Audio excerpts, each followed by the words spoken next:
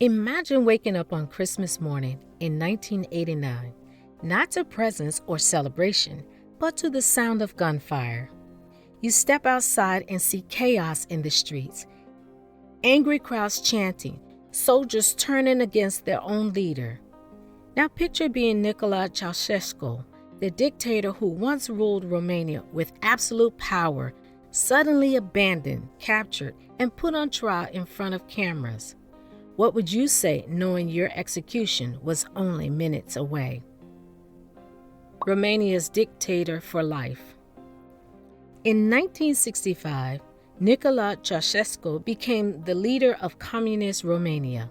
He was seen as a fresh, independent voice, even refusing to follow Soviet orders during the invasion of Czechoslovakia. But over time, the mask slipped. Ceausescu built a personality cult so massive, he compared himself to kings and emperors. His face was everywhere, posters, coins, textbooks. School children chanted his name daily. His wife, Elena, a high school dropout who was dubbed a scientist, winning awards she never earned, simply because she was a dictator's wife. But the true face of Ceausescu's Romania? Starving families, empty shelves, electricity cut off for hours a day. Why?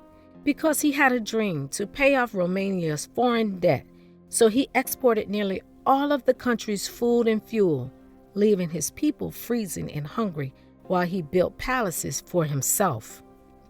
By the late 1980s, Ceausescu was one of the last Stalinist dictators in Europe. But the people, they were ready to snap.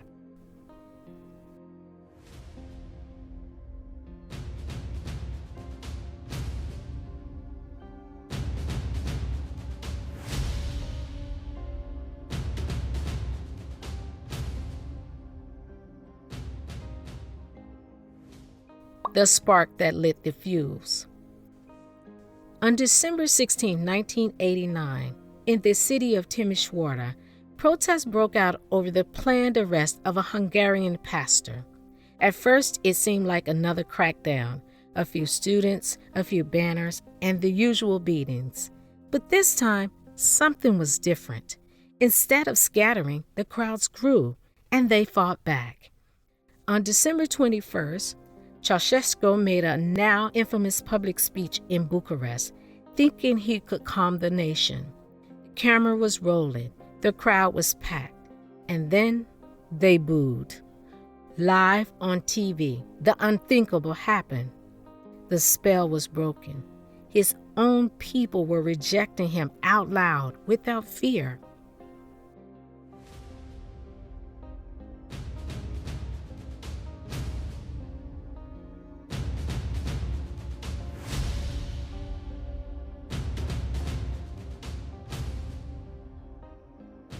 The Great Escape. The next morning, on December 22nd, chaos erupted in the capital. Protesters stormed government buildings. Army units began to defect. The regime was collapsing faster than anyone imagined. Ceausescu and his wife Elena fled the capital by helicopter, trying to outrun the revolution. They landed briefly, then tried to switch cars. They were on the run, like fugitives in their own country. But their escape didn't last long. A local police unit, no longer loyal to the regime, stopped their car. The most powerful man in Romania was suddenly under arrest by his own people. They were taken to a military base. There would be no palace, no exile, no last speech to the nation. Just a trial and a shocking end.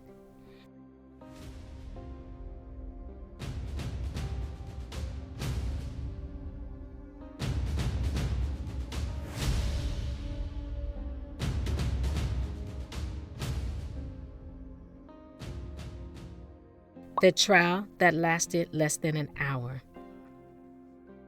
On December 25th, while much of the world celebrated Christmas, Nicolae and Elena Ceaușescu faced a military tribunal. The trial lasted less than an hour. They were charged with genocide, corruption, destruction of the economy, abuse of power. They laughed, They shouted. They refused to recognize the court's authority, but the sentence was already decided. Death.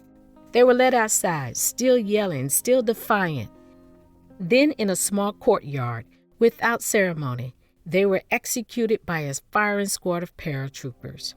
It was filmed, grainy footage that would shock the world. Elena screamed. Nicolae sang the communist anthem. Then, gunfire. And just like that, the dictatorship ended.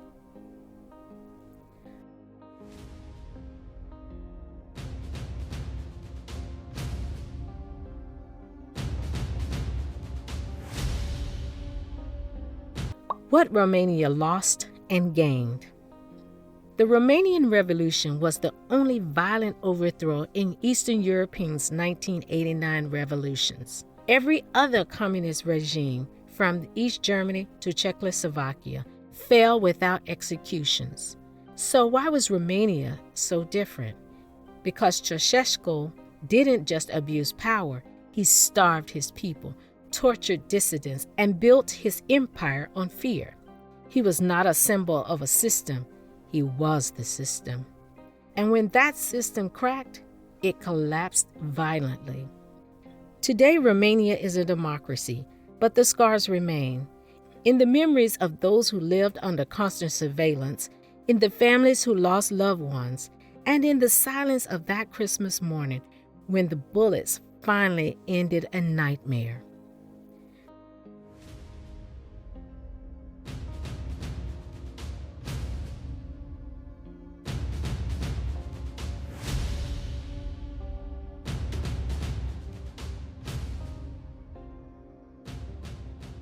So, why did Romania shoot its president on Christmas?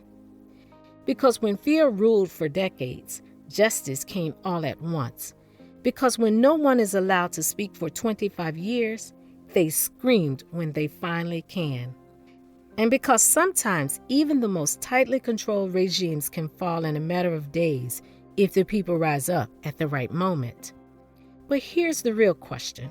What happens when power outlives its purpose, but refuses to let go? Just ask the man who ruled for decades and died in less than a minute. If you thought this story was intense, just wait until you hear what happened in our next video.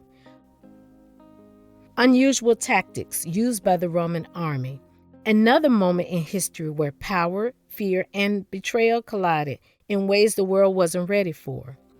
So when you're ready to dive deeper into the secrets they never taught in school, hit play on the next one. It's waiting for you.